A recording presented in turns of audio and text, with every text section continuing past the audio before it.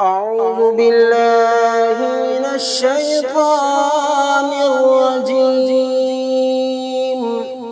سورة البقرة مدنية، part number 12, आयत नंबर 56 से 60 तक की तिलावत समाअत फरमाएं। बिस्मिल्लाहिर्रहमानिर्रहीम।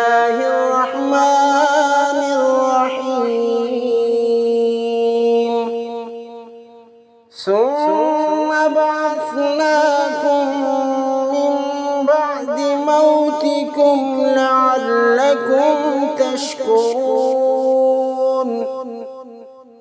وظللنا عليكم الغمام وأنزلنا عليكم المن والسلوى. كلوا من طيبات ما رزقناكم وما ظلمونا ولكن كانوا أنفسهم يظلمون.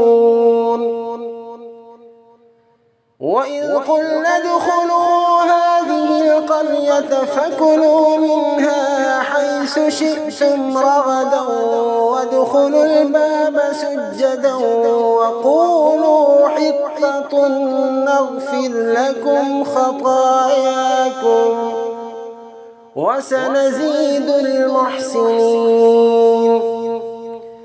فبدل الذين ظلموا قولا غير الذي قيل لهم فأنزلنا على الذين ظلموا رجزا من السماء بما كانوا يفسقون.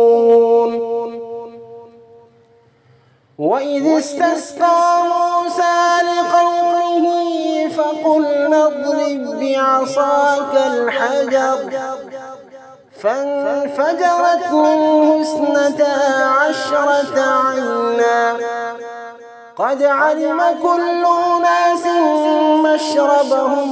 كلوا واشربوا من رزق الله ولا تعثوا في الأرض مفسدين.